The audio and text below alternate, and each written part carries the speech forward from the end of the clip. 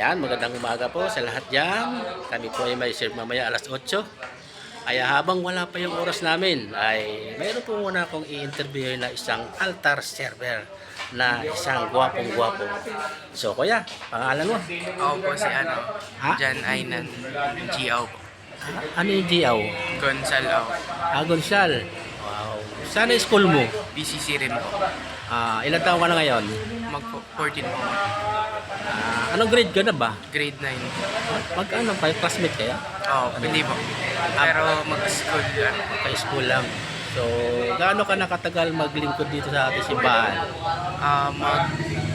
Mag na 9 months na po. Pero this 21 po ay tatalaga na po kami as an altar. So, yan. Gaano ba kahalaga ang mag-serve sa ating Panginoon?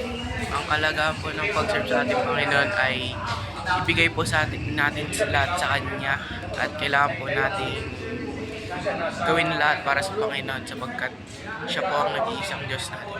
Wow. So, yan. Napakaganda na sinabi mo. So, baka gusto mong anyayahan yung mga makakapanood sa atin bilang maging altar server din. Sa lahat po ng mga dito, inaanyayahan ko po kayo na mag-serve dito sa aming parokya na Santa Ursula. Pagkat dito po ay marami kayong matututunan at magiging masaya ang inyong buhay. Wow! Ganda na sinabi mo, kuya. So, yan. So, sa mga makakapanood po nito, ay nawa ito ma-inspire din po kayo dahil sa mga kuya ko ay masipag mag-serve bilang altar server. So, ano kaya sa paglaki mo? Ano pang gusto mong maging dito sa simbahan? Kung papalarin po ay pumasok po ng seminar. Papari ka. Wow, ganda yan. Yan ang maganda. Kung sana, noon pa ako magpapari na sana eh. Pero hindi nangyari.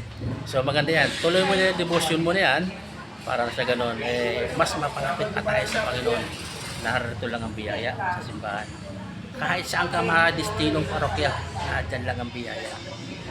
So yan, maraming salamat po sa mga nakapanood. Nawa ma-inspire din kayo. Inayahan po kayo sa simbahan na ito o saan mga parokya na tayo po ay maglingkod sa ating Panginoon sapagkat ito po ang way para papunta langit. Amen. Bye na. God bless us all.